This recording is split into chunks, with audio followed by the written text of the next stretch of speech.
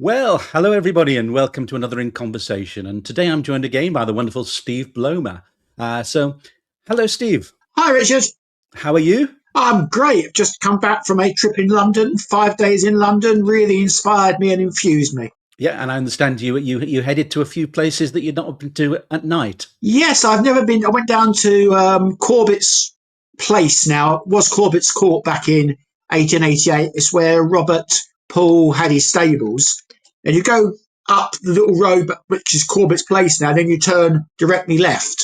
And it's completely deserted. It's really creepy and scary, and it's very atmospheric there. And I really enjoyed that. I took some other photographs of other places, and these will all be going into a future update of Inside Bucks Road. And you found the very aptly named restaurant down there as well, didn't you? I did Jack's Place, which is a lovely little place. People have known about it for years, but I've never actually been down to that thing at night. And it's remarkable, you know. It's in between Hanbury Street, which is still quite busy at that time. The fish and chip shop's open. And then you've got commercial on the other side of it, and that's busy as well. But this little back street is two back streets, basically, completely deserted, completely dead, and as creepy as hell. Yeah, I think the nice thing about it is I always find it's a really good cut through if you're going from Hanbury Street up to Commercial Street Police Station, because it takes you through. It's like going through a canyon with those huge warehouses or offices springing up on either side of you, and it's like you say. Yeah, it's really great. I mean, at night it's really creepy. Daytime it's not. I've done it at daytime before, but never at night. And yeah, it was quite an experience. Now, Steve, the other thing I have to say is that you've become something of a fashion icon because quite a few times now, people have been commenting about your cravats, and it's almost become a national pastime. Spot the cravat. So, which one are you wearing today, Steve? This is a white, very fine silk one. It slips a bit.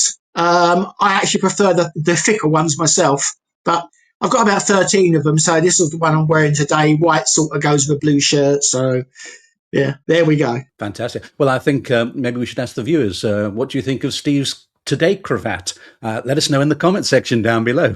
But anyway, Steve, to the topic at hand. There's been some confusion that you've said over recent weeks or months about the names Abrahams and Kosminski. And you started this off, I noticed a poster on the Jack the Ripper Facebook page, a post on the Jack the Ripper Facebook page, where you were talking about people mixing up Abrahams and Kosminski, because we have mention of a Woolf Abrahams and mention of a Woolf Kosminski. So would you like to pick up where the confusion's lying, Steve? Yes, it appears that this started back 30, 35 years ago. After Martin Fido did his book, where he looked at Kosminski and David Cohen and that, the next people who wrote serious stuff on that were Philip Sugden and Paul Begg. And they were basically using very limited research. They did the research they could, but knowledge that was there was limited at the time. Now, in the first edition, Sugden actually refers to Woolf as being Woolf Kosminski, with no mention of him being Woolf Abrahams. In later editions, the Kosminski seems to be dropped most of the time, and it becomes Woolf Abrahams, the brother-in-law who is married to Aaron's sister, Betsy. And Paul Begg seems to repeat this later on. I mean, they're doing it in all good faith. That's what they'd found, but they were wrong. It's as simple as that. Simple facts here that also in those early books, there's no mention of the elder brother, Isaac. Isaac came to the UK in around 1871. He was a master tailor. He was very successful. In later life, he actually ran a hotel down on the Kent coast, and he also ran the Dolphin Pub at one stage in Whitechapel. His son took it over afterwards, around the time that Aaron actually died. But he had changed his name. Can I just say, when we're talking about the Kosminski link, we're talking linked to Aaron Kosminski, Yeah. who's the suspect whose name's been put forward an awful lot in the last year, but also the last 10 years, probably since at least the late 1990s. His name's the one put forward. So we're talking in relation to Aaron Kosminski, aren't we? We are, yes. I've lost my train of thought now. Completely lost my I've put you off, haven't I, Steve? You have. I've got to think back here. You can cut this bit out. Anyway. Just trying to think back. So he's got the pub there. He's a successful businessman. He's changed his name to Abrahams at this stage. Very successful. And he's known to everyone as Isaac Abrahams. The rest of the family come over in the early 1880s. We haven't got an exact date. It's estimated around 82-ish. Woolf comes under. Woolf is the middle brother. There were 7 children originally, one of whom Persia died early before anyone came over here. But there were 3 brothers, Isaac, Woolf, and Aaron, and there were 3 sisters, Matilda, Blomer, and Hindi. I may have pronounced those wrong. I'm sorry if I have. Or Hindi. I think the confusion arose here to an extent because it's possible to actually translate the Blimmer into Betsy. And some people have. Others have translated it into Bertha, but some have translated Betsy. And they assume that Woolf Abrahams married the sister of Aaron and was his brother-in-law and not his brother.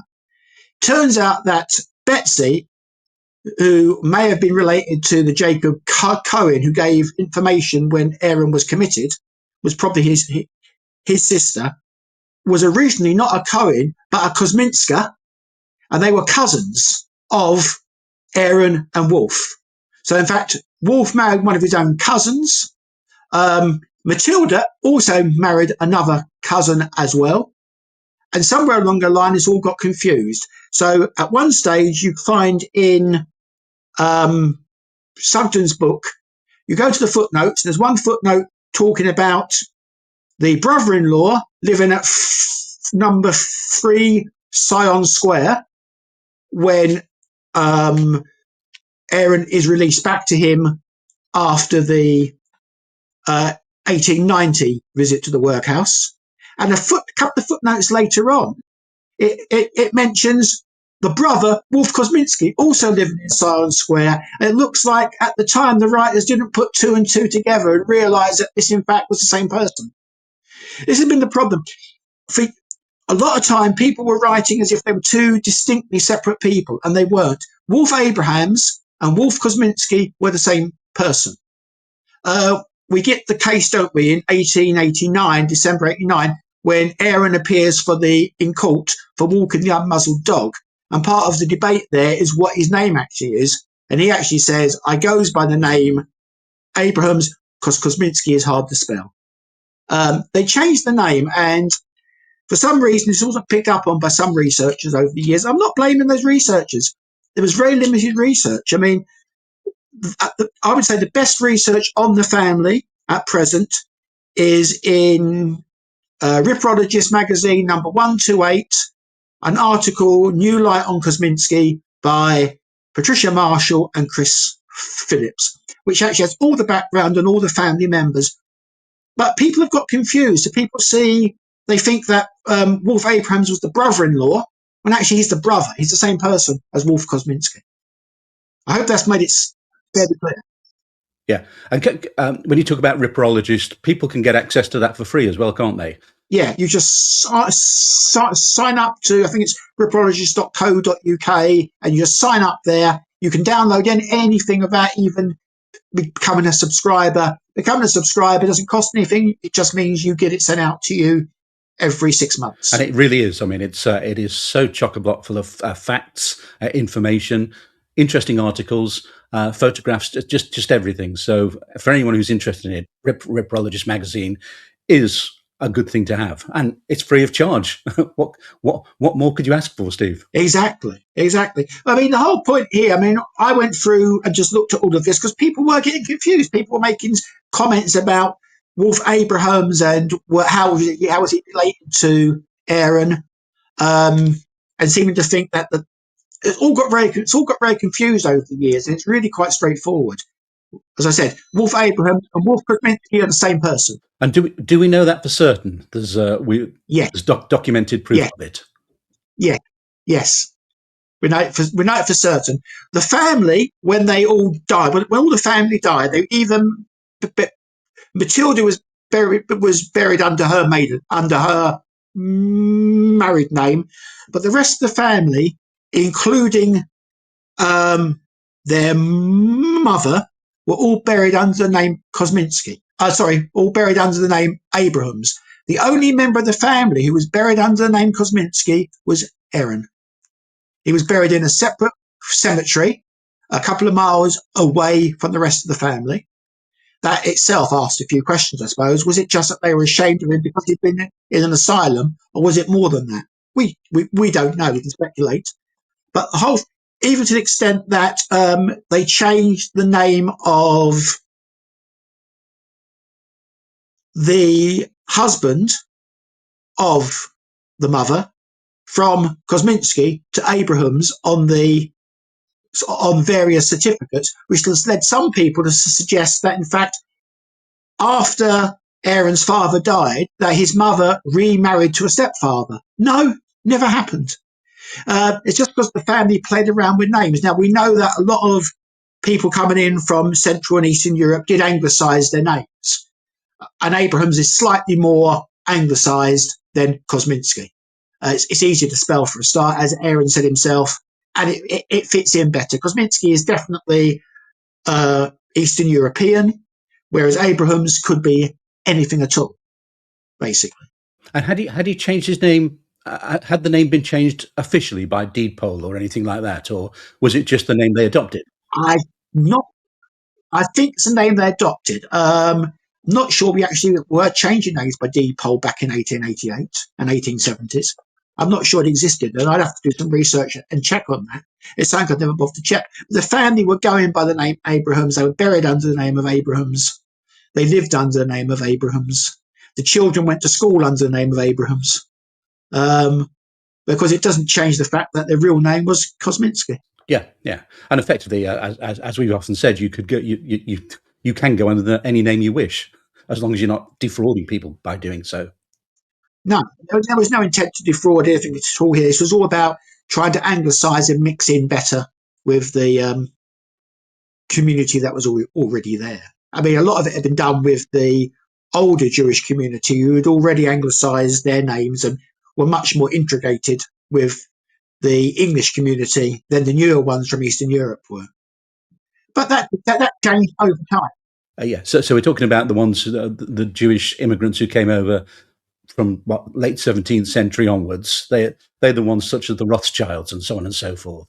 Yeah, and Jacob Levy's family as well. They were older, established English community sort of thing, anglicised community. With the Kosminskis then, so we're actually seeing here, the pattern of Jewish immigration at the time, but also the pattern of immigration.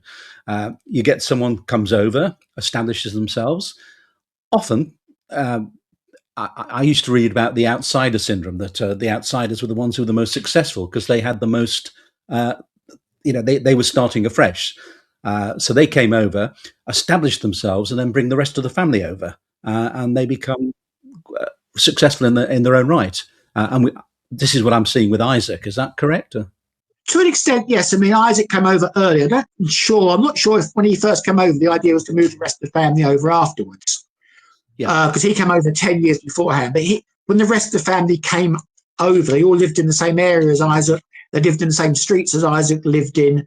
They all lived together, very closely together. I mean, the sister Matilda, at one stage, her place in Greenfield Street was directly opposite the home and the shop and the business facilities of Isaac in Greenfield Street. They all live very close to each other. So we've got the Kosminskis. So the Kosminskis are there. Aaron's part of it.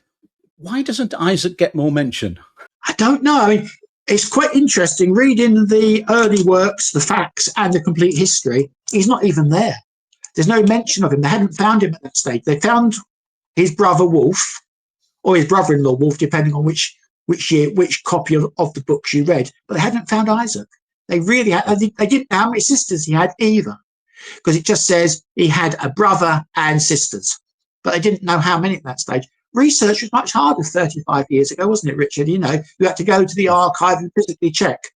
And unless they were actually mentioned, it wasn't easy to find. What's happened now is that people have gone back to Poland and checked records there and found records from there. And that's how we've established who they were, by going back to the original records in their home country and finding them. We've established all of that. And a lot of that has to go to, as I said, Patricia Marshall and Chris Phillips got the credit for that, for doing work on that there. Yeah, I think that's the great thing about today. I mean, we're so many years past it, but we've now got access, and not just authors and researchers. Everybody has now got the access to delve into the records. This is why I'm always baffled by people getting hung up on suspectology, that they just want to follow someone who's pushing a suspect. They don't want to do their own research, and yet your own research is so important, because I think we've said this over and over again, Steve, that question everything. Go back and check the sources. Don't just go with what someone's telling you about someone or something. Even with us, don't accept what we say. Go and check your own sources. And of course, this is the point. When you look at those early books I've mentioned, Paul Begg's and Philip Sugden's, at that stage, it wasn't even known that he'd been in a court case in 1889 and that the name Abrahams had been mentioned. That wasn't known at that stage. That didn't become known until sometime after those books were originally published. Yeah. If it had been known at that stage, I'm sure the two writers, one of whom is a very good friend of mine, and the other one, very great reputation, well respected, I'm sure they would have realised and put two and two together. One of the reasons this came up was because we were talking about books and which books you'd recommend. And although I recommend both the complete history and the facts, one's also got to realise they are a little bit on the dated side. So one does need to check some of the suspect information in there. The complete history doesn't even mention Lechmere as a suspect. That's where you actually are. It's that dated. Which is no disrespect. It's just one of those things. Books do date, and people need to not just read books, but follow up on it themselves and read newer books and do some research themselves. And this is where this all started. We were just talking about which books to recommend, and someone was saying, "Oh, you can't go wrong with this," and I put it out some minor mistakes, omissions rather than mistakes in those books, and it just went on from there, which is why I ended up putting a clarification note up on the Facebook group to try and clarify it, because it's obvious there are people who are confused about the names. Yes, yeah. And of course, the other thing is, an important point to make, is probably more information's come to light in the last 10 to 15 years than was available at the time. We're so much past it, but thanks to the internet, thanks to things like ancestry.co.uk, the British Newspaper Archive, the Library of Congress Archive, we've got access now to all those newspapers, and we can really, to me, that's the wonder of this. Everybody can now start looking into it on their own right, and everybody's got something to offer. They can look in from their own point of view, and maybe they spot something that others have missed. Agreed entirely. I mean, this was the whole point of me putting this notice up, this little clarification up on Facebook recently, just to try and help people so that people could go away and find it, because people were just relying on old information and not checking it out themselves, so they can go away and find it now. I've put up where they can go and look for stuff, and Well, Steve, I think that's a short interview, but interesting nonetheless. So I think we've covered everything there.